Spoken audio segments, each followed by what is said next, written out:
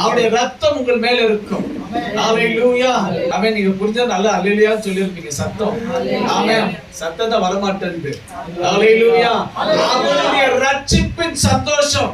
ரட்சிப்பின் சந்தோஷம் சாதாரணமானது அல்ல. ஹalleluya. ரட்சிப்பின் சந்தோஷம் என்னது?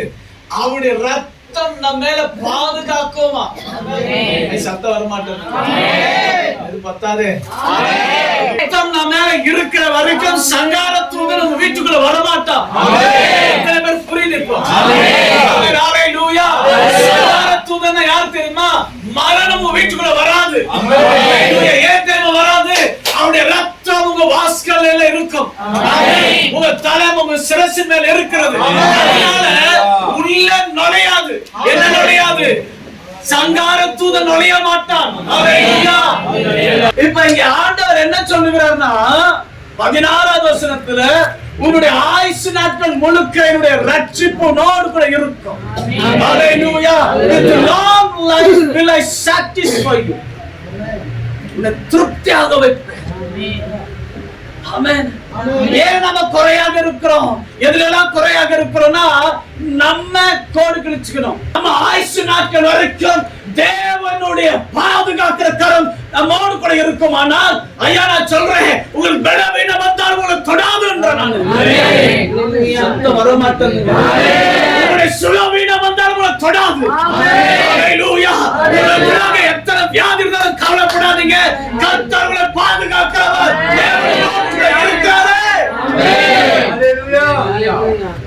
நீடிய நாட்கள் எல்லாம் உங்களோடு கூட எத்தனை பேர் ஆசைப்படுறீங்க? ரட்சிப்பின் வஸ்திரம் உன் மேல இருக்கணும். உங்க ரட்சிப்பின் வஸ்திரம் உங்கள் மேல இருக்கிற வரைக்கும் உங்களை யாரும் தொட முடியாதுன்ற. மத்தேயு சுவிசேஷம் 15வது அதிகாரம் 13வது வசனம். நீங்கள் பூமிக்கு உப்பாய் இருக்கிறீர்கள். நீங்கள் பூமிக்கு உப்பாய் இருக்கிறீர்கள். உப்பானது சாரமற்று போனால் எதினால் சாரமாக்கப்படும்? எதினால் சாரமாக்கப்படும்? வெளியே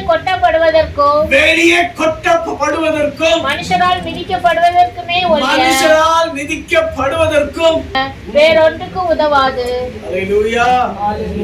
இப்ப இந்த இடத்துல உப்பை பத்தி பேசுகிறார். உப்பு சாரமற்று எப்படி போகும்? உலகத்துல உப்பு சாரமற்று போன சம்பவம் எங்கேயாச்சும் உண்டா?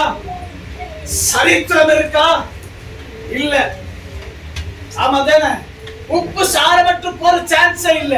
நீங்க தண்ணியில போட்டு கலக்கினாலும் சரி, ஆமென், அதுல இருந்து உப்பு தன்மை எடுக்கணும்னு நினைச்சாலும் சரி, அது போல ஒரு சம்பவம் நடக்கவே நடக்காது.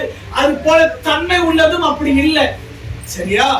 ஆனா இந்த இடத்துல இயேசு சுவாமி அழகா சொல்லுகிறார், உப்பு சாரமற்று போயிட்டால் அது எல்லாம் எங்க போடப்படுமா?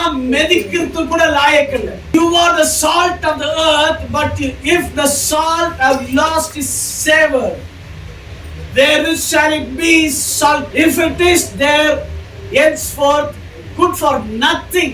Good for nothing. வாழ்க்கையில எத்தனை பேர் நம்ம வீட்டுக்கு உதவியா இருக்கிறோம். லேவியராகமம் 2வது அதிகாரம் 13வது வசனம். படைக்கிற எந்த போஜன பலியும் நீ படைக்கிற எந்த போஜன பலியும் உப்பினாலே சாரமாக்கப்படுவதாக. உப்பினாலே சாரமாக்கப்படுவதாக. தேவனுடைய உடன்படிக்கையின் உப்பை உன் போஜன பலியிலே குறைவிடாமல் நீ படைப்பது எல்லாவற்றோடும் உப்பையும் படைப்பாயாக. ஹalleluya. இந்த பழைய ஏற்பாடு உப்பை பத்தி அழகா பேசுகிறது. என்ன பேசுகிறதுனா போஜன பலியில உப்பு காணப்படணுமா? உப்போடு தேவன் ஒரு உடன்படிக்கை செய்கிறார். அப்ப நான் என்ன தெரியுமா? நீங்க கொடுக்கிற காணிக்கையில சாரம் இல்லாத காணிக்கை இருக்க கூடாது. ஹalleluya. அதனால தான் தேவையில்லாத காணிக்கை கொண்டு வந்து தராதீங்கன்ற. உங்க ஜெபம் சாரம் இல்லாத ஜெபமா இருக்க கூடாது. ஆமென் சொல்ல மாட்டீங்க? உங்க ஜெபம் சாரம் இல்லாத ஜெபமா இருந்தா உங்க ஜெபம் கூரை கூட தொடாது. என்னது தொடாது? இந்த கூரையை தொடாது. உங்க ஜெபம் சாரம் உள்ளதா இருக்கணும். ஹalleluya. ஏன்னா நீங்க போகிற விட என்னங்க எந்த இடம் தெரியுமா? பிரச்சனை என்ன தெரியுமா? அங்க ஒரு பலிபீடம் கட்டப்படும். தேவன் இறங்கி வருகிற இடம். அந்த இடத்துல ஒரு உப்பம் இல்லனா, ஒரு சாரம் இல்லனா, சாரம் இல்லாத ஜெபம், சாரம் இல்லாத பிரசன்னம் தேவன் ஏற்றுக்கொள்ள மாட்டார். நீங்க ஜெபிக்க போறீங்க, எதற்காக ஜெபிக்க போறீங்க? சாரம்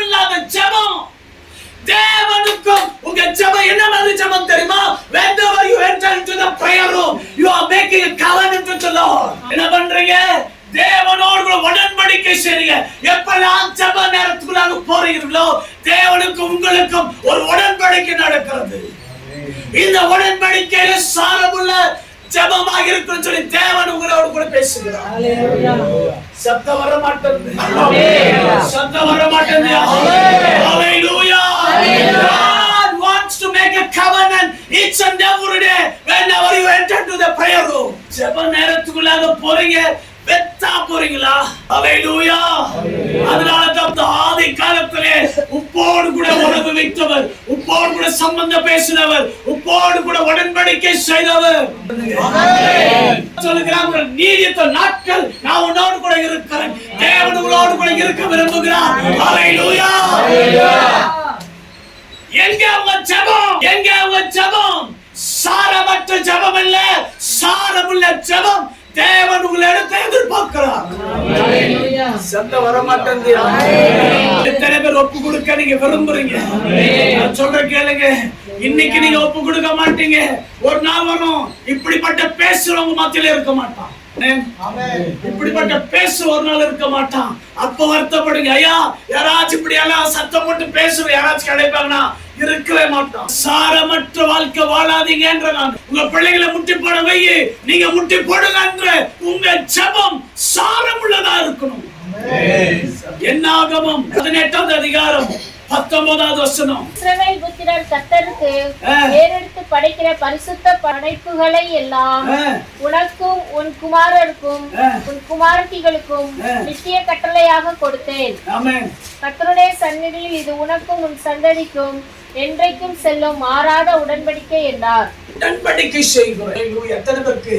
எத்தனை பேர் ஆசைப்படுறீங்க இந்த காலை நேரத்துல நான் தேவனோடு கூட உடன்படிக்கை செய்யணும்? உங்களுடைய உடன்படிக்கை தேவன் உங்க வம்சத்தை ஆசீர்வதிப்பார்.